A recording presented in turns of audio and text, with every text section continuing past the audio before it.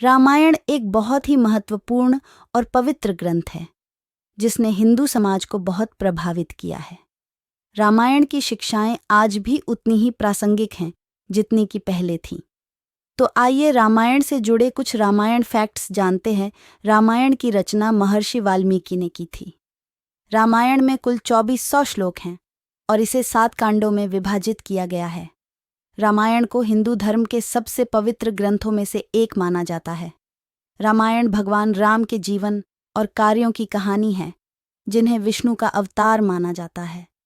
रामायण में धर्म, अधर्म, अच्छाई, बुराई, प्रेम, त्याग और कर्तव्य जैसे विषयों पर विस्तार से चर्चा की गई है।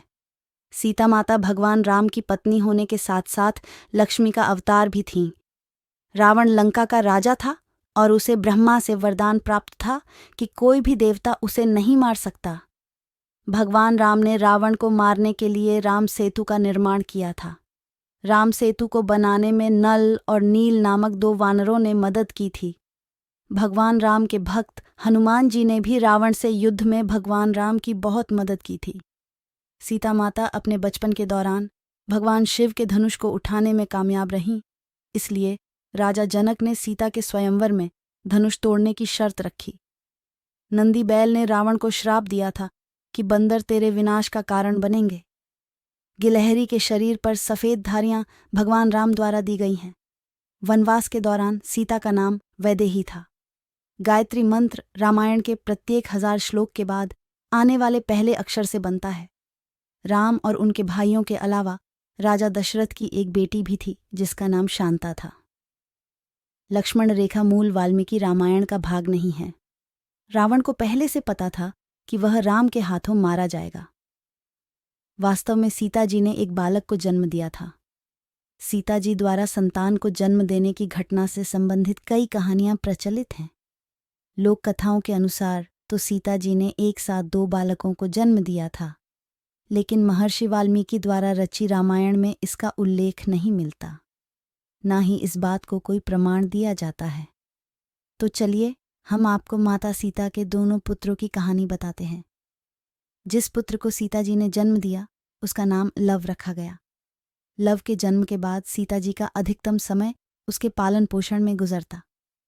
आश्रम के अन्य लोग भी उसका ध्यान रखने में सीता जी की मदद करते। एक अन्य कथा के अनुसार कुश के जन्म की अलग कहानी है। एक दिन सीता जी कुछ आवश्यक लकड़ियां लाने के लिए आश्रम से बाहर के पास स्थित जंगल जा रही थीं, लेकिन उन्हें यह चिंता थी कि वह लव को कैसे लेकर जाएं।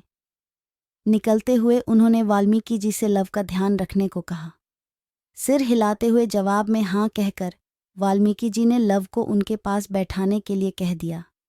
लेकिन जैसे ही सीता जी कुछ आगे बढ़ीं तो उन्होंने देखा कि महर्षि अपने कार्य में इतने व्यस्त हैं कि लव की ओर देख भी नहीं रहे। सीता जी ने लव को साथ ही लेकर जाने का निर्णय लिया, लेकिन जब उन्होंने लव को उठाया तो महर्षि ने यह दृश्य नहीं देखा। कुछ देर बाद जब महर्षि ने इधर उधर देखा तो उन्हें लव दिखाई नहीं दिया और उन्हें यह भय हुआ कि लव कहीं चला गया होगा या किसी जानवर का शिकार हो गया होगा। वाल्मीकि चिंतित हो उठे। महर्षि वाल्मीकि सोचने लगे कि अब वह सीता जी को क्या जवाब देंगे। सीता विलाप करने लगेगी। इसी डर के कारण वाल्मीकि जी ने पास में पड़ी कुशा घास को लिया और कुछ मंत्र पढ़ने के बाद एक नया लव बना दिया। यह लव हूबहू पहले जैसे लव की तरह ही था। उन्होंने सोचा कि सीता के वापस लौटने पर वो उन्हें यही लव सौंप देंगे और कुछ नहीं बताएंगे।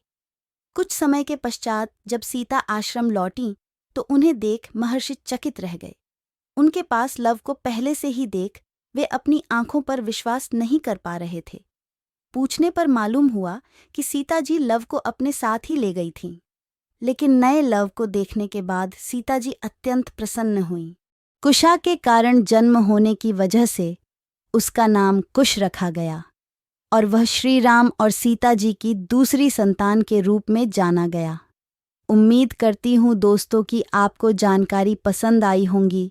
तो ऐसी ही वीडियो के लिए वीडियो को लाइक करें और चैनल को सब्सक्राइब करें। धन्यवाद।